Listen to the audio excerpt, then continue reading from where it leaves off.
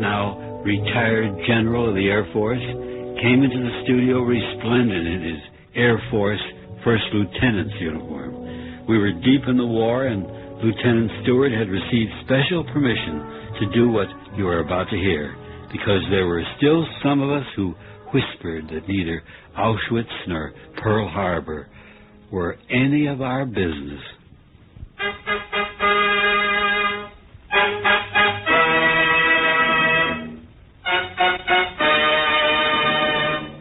The National Broadcasting Company presents Plays for Americans by Arch Oboler. As a further contribution to the war effort, NBC brings you a special series of new plays dedicated to people of goodwill everywhere who believe in the inherent dignity of man, who fight together now for a better world for all.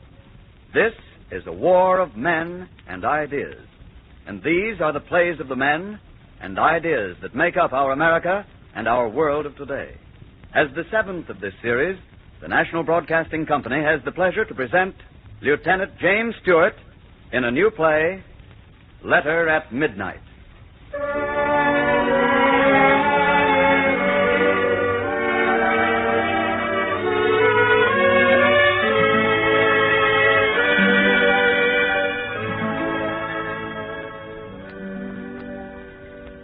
I'm going to read you a letter. It's from my son. And it reads, Dear Father, I started to date this letter December 6th, and now I see it's half an hour after midnight. And I remember how meticulous you were about times and dates, so I changed the date line. Now it's a warm night. One of the many subtropical nights down here that have steamed away all memory of my good New England ancestry. Oh, now, please understand me. I'm not ashamed of the long generations of us who had to break ice from around the wells, but, oh, it's good to be warm and quite alive. And it's about being alive that I want to write to you, Father. In your last letter, you asked a question and made a wish for me. Do you recall? Well, let's talk about the question first. It's a very simple question, and one I know you've wanted to ask me for a long time. Son, why did you do it? It's funny, isn't it, Father? For 2 years, you must have wanted to ask that question, and so help me, for 2 years, I wanted to tell you, but somehow I haven't been able to until right now. So here goes. Why did I do it? Why did I suddenly 2 years ago do a backflip out of all the things I'd known in life? Well, let's start at what I was 2 years ago. No, I can hear you say you know. Oh, no, Father. Now let me tell you. Tom Greer III, last year in college and the biggest mouth this side of El Duce. What a mouth. Opinion, 2 cents a dozen and on credit. Subject, any subject. Telling you you're crazy. Oh, you're no authority. It's not theory, it's fact. Who's your authority? Oh, stop making so much noise. I said it, you heard me. Academically speaking, but be practical. All right, fellas. Now, listen to me. Now, human nature is human nature. Lord Brooks said it. Oh, what a sad condition of humanity. I'll tell you, it's a condition based on the innate nature of man. The nature of his bones, his bloodstream, and his brain cell convolutions. The nature of all he's been as he climbed up out of the slime. Now, only evolution will change that, not preachment, nor law, nor moralizing.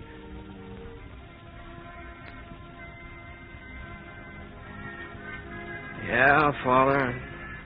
Opinions of everything along the line. A year ago, I even knew all about women. Well, now, I'll tell you, Charles, a friend, there's no such thing as an intelligent woman. Understand me, right? I'm speaking purely philosophical standpoint, of course.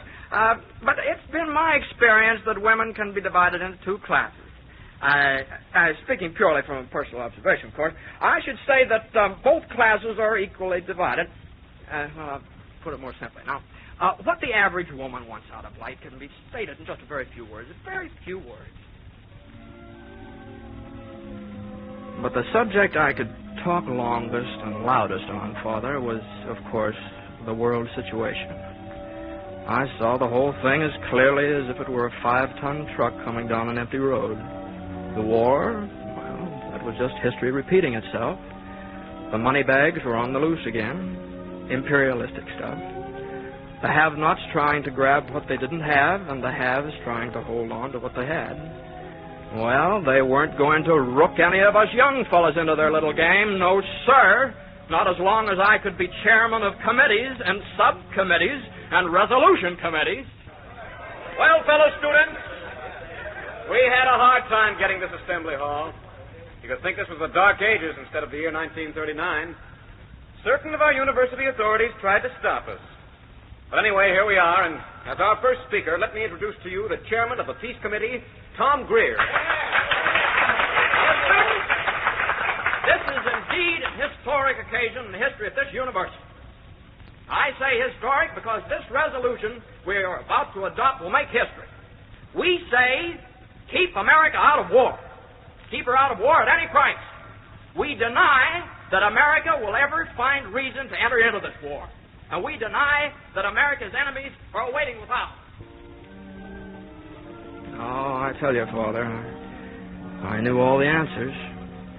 And the first of every month, waiting for me in the mailbox outside the fraternity house was a nice check with your name on the bottom of it for $200. Yes, life was quite a thing for me 2 years ago. And then, all of a sudden, it wasn't. It wasn't because there was a girl. No, you don't know about her. Well, let me tell you. What a day, huh, Tom? Yeah. Can't be sure it's quiet today. Well, it's Saturday. Oh, yeah, I forgot. Tennis? Look, wait, let's relax. Just relax. Okay. Yeah, that's what grass is for. Cows and golf greens. And just sitting on. You know, Tom, I was thinking. Sunday, if it's a nice day, why don't we roust out a couple of females and go on a little picnic? Wait a minute. What? Hey, who's she? That girl walking this way. Who is she? Who is she? That began very simply, Father. A girl walking across the campus past the place where Hal and I lay warming in the sun. I thought I knew all the girls, but not this one. I don't know who it is. Honest, I don't. Hey, wait a minute. That must be... Yeah, I know. Bill Royce was telling me. She's in his nutrition 103 class. Some kind of a refugee foreigner. Yeah, she's sure got something, eh? I don't know why to this day, but I found myself going around the campus asking about her. She's only been on the campus a couple of weeks. Listen, Wolf, I tell you, she just won't talk. Yeah, I'm in one of her classes, but that's all, brother. Sure, her name is Lisa Edling. Lisa Edling. I found out very little. Lisa Edling, her name, that was all. Oh, a refugee girl taking courses at school, so what? So what? So, inside of a week, I found myself signed up for Nutrition 103, and sitting in the class not hearing a thing, just looking at her. Research on the bee complex has been accelerated tremendously during the past few years. The success in isolating B1 will unquestionably be a great determining factor in the isolation of other filtrate factors. In the course of yesterday's lecture, I mentioned the name by which B1 is now commonly known. Mr. Greer, will you give us the name, please, and describe the substance? Mr. Greer. Brown hair, blue eyes. Oh, gosh.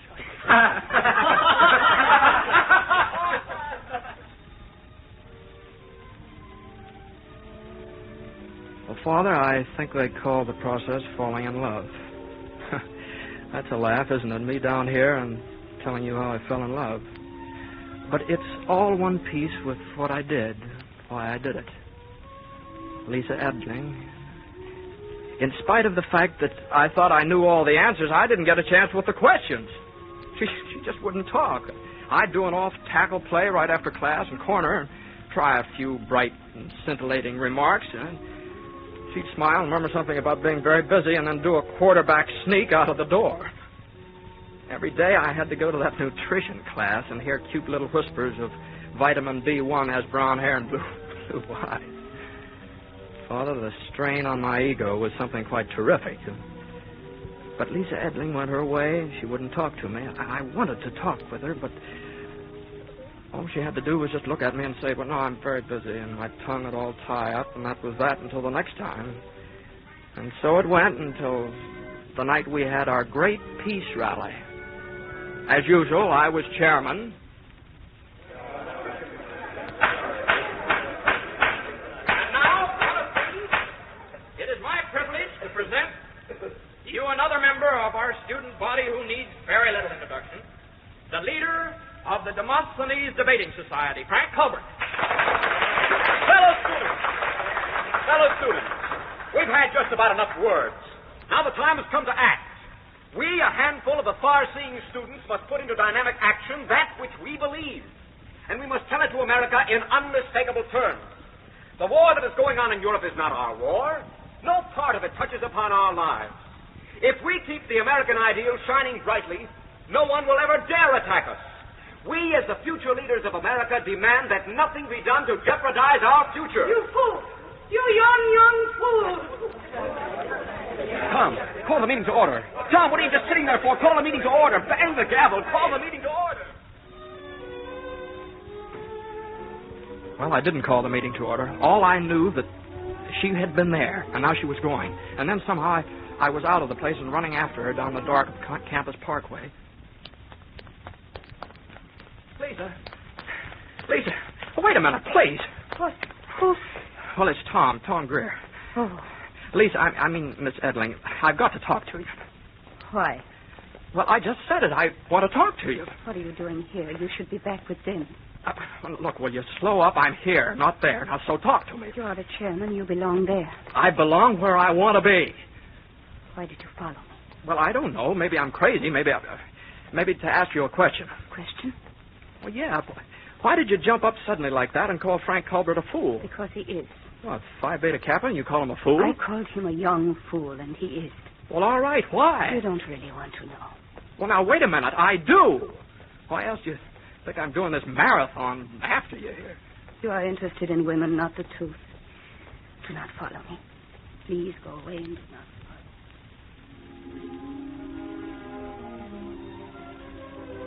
follow. She was a smart girl, Father.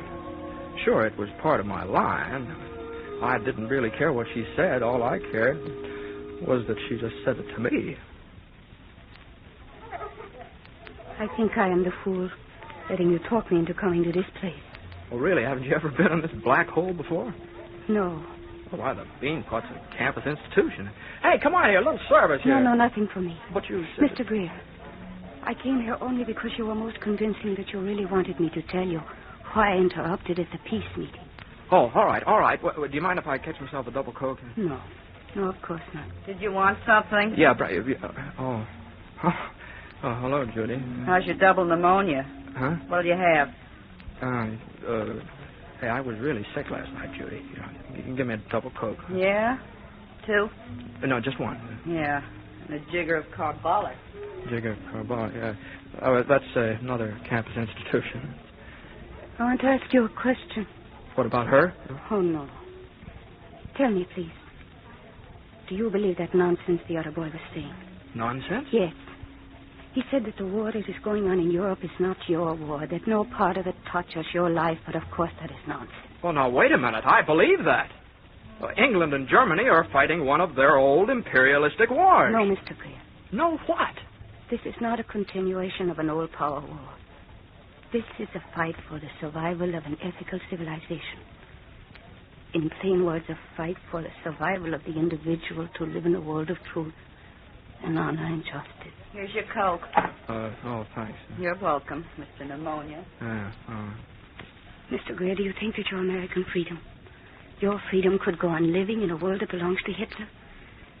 Do you think that in his world you could have this wonderful university where you could go to learn as you pleased and what you pleased? Or you could speak wisdom or nonsense, where the final decision as to your part in life was not a political bureau's orders, but your own to make, to work for, to fight for. Oh, no, that's where I disagree. On that last point. What? Well, I don't think there will ever be any occasion for fighting if we keep clear of the fight. Oh. What, you shiver? Yes. Well, why? I once heard my own brother say what you just said. Please, I want to go now. I want to go now.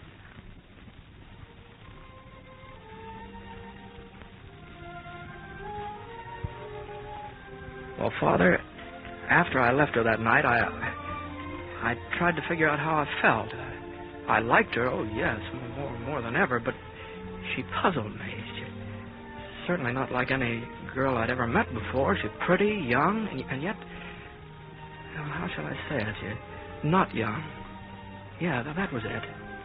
Younger than I was, and yet every look of her, every word she said, it was as if she was carrying the whole world right in the middle of her back. All those things she'd been talking about, sure, they were important, but they weren't that important. Yeah, I said to myself, I'll have to teach her to look at all the issues of the day in the proper perspective. Well, I was chairman of this group and sub-chairman of that group, and we talked peace and war and the part of youth and the major issues, but, oh, nuts, that was part of our college activities. Yeah. Well, I decided I'd have to teach Lisa Edling that all that was just part of our young lives and not all of it. We had a date the next Sunday. The water is wonderful, no? The water is wonderful, yes. Hey, you laugh. I'll take you speed boating every Sunday. Oh, no. Gosh, if anybody had told me a couple of days ago that today would find me in the middle of New York Harbor going 30 miles an hour with Lisa Edling, I'd have told him to go kiss a psychiatrist or something. You want to go back? Oh, no, of course not. We're going straight for that island you seem so determined on getting on. Hope the skipper knows where to find it. I certainly don't remember any such place. What'd you say the name was? I think Bedloe's Island. Yes, that is the name of it. Bedloe's Island. And so, Father, we went to this island, Bedloe's Island. Did you ever hear that? I hadn't. Well, it turned out to be the piece of ground that they put the Statue of Liberty on top of. Well, I thought to myself, that's typical immigrant stuff. Okay, Bedloe's Island, Central Park, Park Avenue West. Tommy Greer III is going to make full use of that Sunday afternoon, believe you me. Oh, no. No, Mr. Greer. Now, Tom. Tom, I could not go there.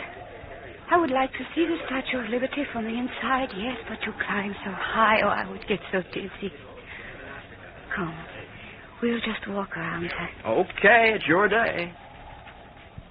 Oh, she is beautiful. Who? She. Oh, yes. I bet she's got big feet. No, please. What's the matter? Please do not make fun of such things. What do you mean? Well, that's just the American way. What? Well, we make fun of our most sacred institutions. Why not? That's the grown-up way. To have the proper perspective on things, to have fun in life. Fun? Is there not a time for fun? Well, yes, now. Oh, no. Well, why not? Because there's great danger. What, on Bedloe's Island? What are you talking about? I was talking of America. Oh, now, wait a minute. We're not in any war yet. Oh, yes, you are. There's a war going on for the spirit of America. What? Yes, I tell you, it is true. The Nazis and the friends of the Nazis are trying to change the spirit of America. They are trying to change it into something that is selfish, that thinks only of its own comforts, its own fun. They are trying to make young men like yourself believe that the struggle in the world is something far distant, something only to be talked about, the way you talk about history. But this is happening, Tom Greer, flesh and the screams of little children and the blood of men dying to hold back darkness. When the Nazis marched into the little town in Austria where I lived, they stood my father and my sister against a wall and shot them. Because my father was the head of a labor union and my sister had written a book about the rights of men. My brother had been as you are, Tom Greer. The things that were happening in the world had always been things to be talked about, but he had never done anything about it. When the Nazis came for my father and my sister, my brother tried to fight them with his bare hands. But then it was too late. Much, much too late. Father, we stood there by the Statue of Liberty, and she talked to me. And suddenly, somehow, I was really listening to her. I've not been fair to you, spoiling your holiday, telling you of these unpleasant things. But I had to say them to you. For you, not the old men, but you are the hope of a world of people who cannot die, who must not die. It's sundown. They're lowering the flag. Oh, Tom. Tom, help them. Make sure your wonderful flag will always rise again in the morning. Help them.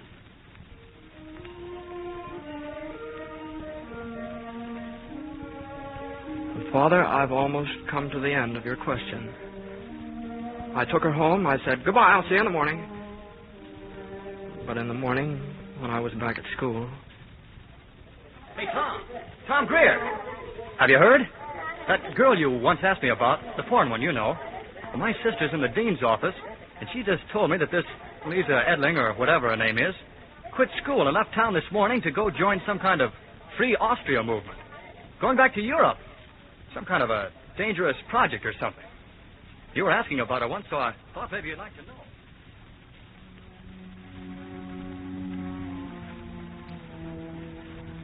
She'd gone away. Back there. I heard the words, Father, and I kept on walking. I tried to think of the way she had looked the last time I'd seen her, but I couldn't. I could only remember words, her words. And then one of the campus buildings, a crowd around it, the students carrying posters. Hey, Tom. Tom, where have you been? We've been looking for you. Our committee, we've got to picket this place. Can you imagine the nerve of the dean? Letting those fellas in here? Yeah, an Army Aviation Examining Board setting up headquarters right on the campus to get students to volunteer to join the Air Corps. And guys are actually joining. You could think we were in a war or something. Hey, Tom, what are you going in there for? Tom, what are you going in there for?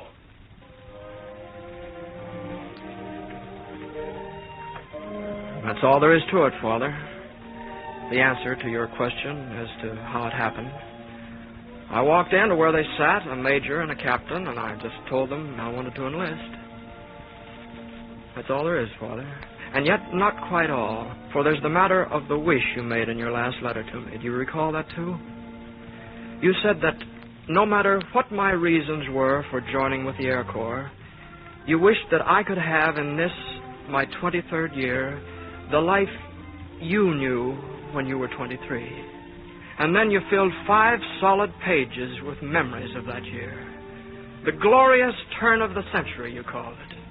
America, after long years of struggling, was sitting down to enjoy her new richness of soil and forest and mines. The accumulation of all the hard work of all her little people. And men like you built their homes and raised their families and put their money in the banks. And life outside was bright and glistening. And men wrote about when knighthood was in flower and sang of daisy bells and read of David Harum, applauded actors playing Beau Brummel and Monte Cristo and Ben-Hur, the Floridora, the glorious 1900s. Yes, and America was rich and growing richer. And everything would always be that way. For we, indeed, were quite the wisest. And there was no world but our world. And there were 2 broad oceans all around us. And life was good and safe. Safe. Everlastingly safe. And that's why you wanted to give me your old world, Father. To give me safety. But now I tell you I don't want it. For in that safety, was a decay that grew and grew, a rottenness of men who thought security could be bought with strong beams in their houses and thick vaults in their banks, who talked of Christ and who applauded evil when it grew powerful, who thought that the world of their family was more important than the world of men. That safety, Father?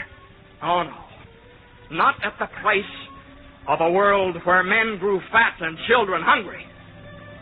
Not a world where every 50 years they blast and bomb and burn your churches, where power feeds itself on persecution, where deviltry of self stands upon the throats of all the little people. I don't want that world, I tell you. This is my world, and this is my day. For now, at last, men fight, and know that they are fighting against the miseries you forgot in your world. Good and evil, clearer than ever before in the history of man, stand facing each other across the blood and the tears. This is my day, Father. Our day, our fight. I may die, but I'll be fighting for my world. And even dead, it'll be my world. A world of people living in the peace that will come, that must come. The peace of all the brotherhood of men together at last in common decency, in simple justice.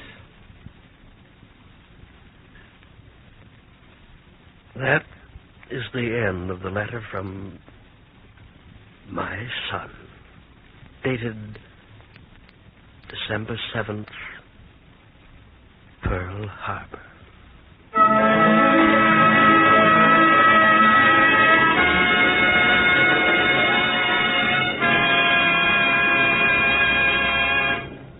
Ladies and gentlemen, you have just heard Lieutenant Jimmy Stewart in Letter at Midnight, a new play by Arch Oboler. This was the seventh in a special series of plays for Americans brought to you by the National Broadcasting Company as a further contribution to the war effort. Included in the cast were Lieutenant Stewart, Mercedes McCambridge, Byron Kane, Gloria Blondell, Lou Merrill, and Byron Palmer.